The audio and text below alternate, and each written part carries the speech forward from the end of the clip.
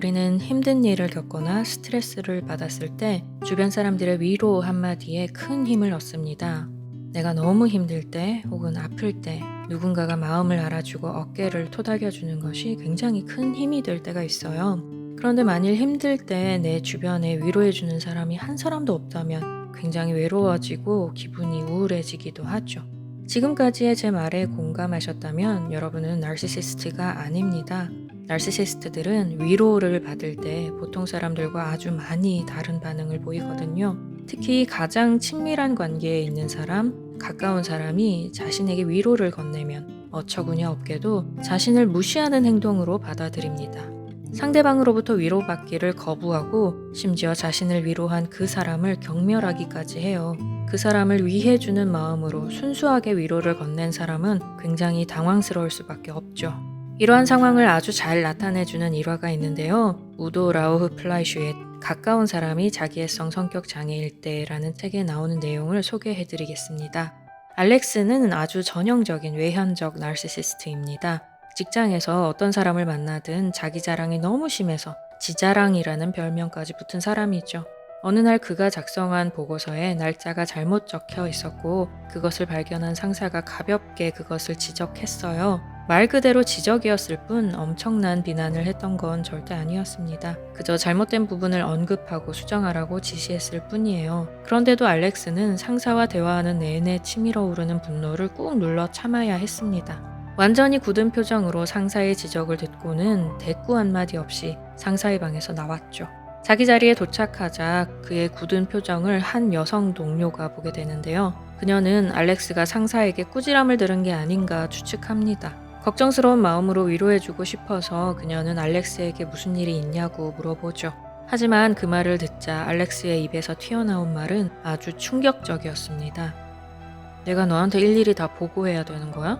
뭐야, 우리 엄마라도 돼?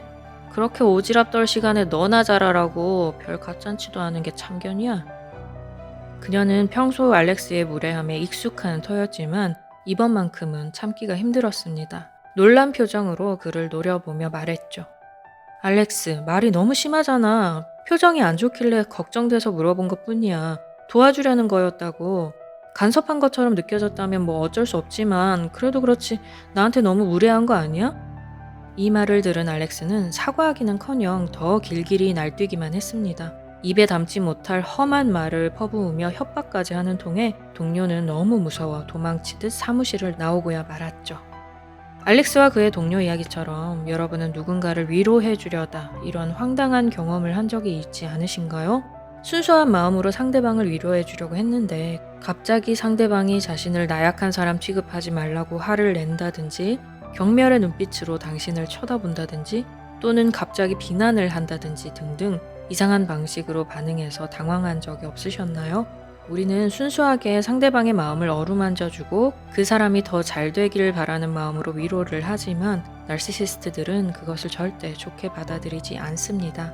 나르시시스트들이 공감 능력이 떨어진다는 말은 많이 들어보셨을 거예요. 그런데 이들은 자기가 공감 능력이 떨어지기 때문에 남들 또한 자신과 똑같을 거라고 생각합니다.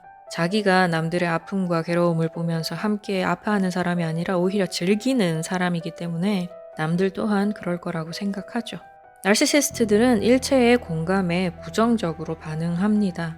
남들이 연민과 공감을 보낸다는 것은 곧 자신을 약하고 불쌍한 인간으로 취급하는 것으로 받아들여요. 사람들이 겉으로는 위로하고 격려하는 척 하지만 속으로는 분명히 남의 힘든 모습을 즐기며 상대방을 경멸한다고 여기는 거죠. 자기 자신이 늘 그런 사고방식으로 살아왔기 때문에 그렇게 말고 다른 방식으로 생각할 수 있다고는 상상조차 하지 못합니다. 나르시시스트들은 늘 이분법적 사고방식으로 세상을 바라보며 사람들을 승자 아니면 패자로 나누죠. 내가 승리하기 위해서는 남을 짓밟아야 한다는 생각을 갖고 있습니다. 내가 승자가 되려면 남들이 패자가 되어야만 하고 따라서 남들이 어려움을 겪거나 고통을 느끼는 것을 보면 그들을 패자 취급하고 멸시하며 오히려 승리의 기쁨을 느낍니다. 어려움과 고통 속에 있는 사람들을 보면 상대적으로 자신이 강하고 우월하다고 느끼기에 나약한 타인의 모습을 그야말로 즐기는 거예요. 이런 식으로 다른 사람들도 자신과 똑같을 거라 믿기 때문에 사람들이 자신에게 다가와 공감하고 위로하더라도 사실은 속으로 자신을 나약한 놈, 패자라고 욕하며 멸시하고 있을 거라고 이들은 추측합니다. 결과적으로 나르시시스트들은 남의 아픔에 공감하지 못할 뿐만 아니라 타인의 공감을 받아줄 줄도 모르는 그런 사람인 것이죠.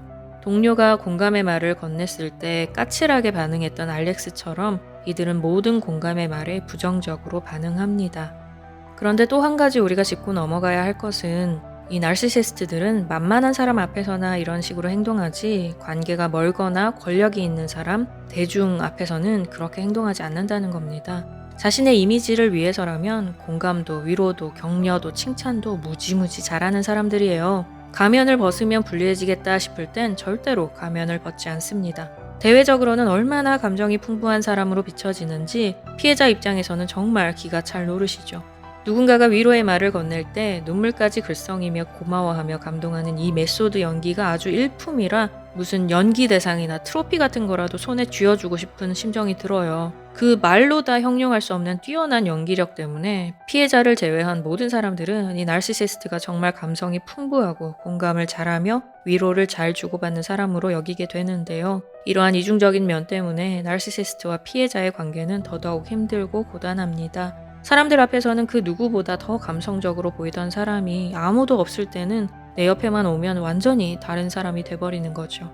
내가 위로하고 공감할 때는 이상하게 거칠게 반응하며 비난으로 나를 몰아붙이면서 다른 사람들 앞에서는 언제 그런 일이 있었냐는 듯이 아주 황송하다는 표정으로 감격의 눈물을 글썽이고 있으니 혼란스럽고 헷갈립니다.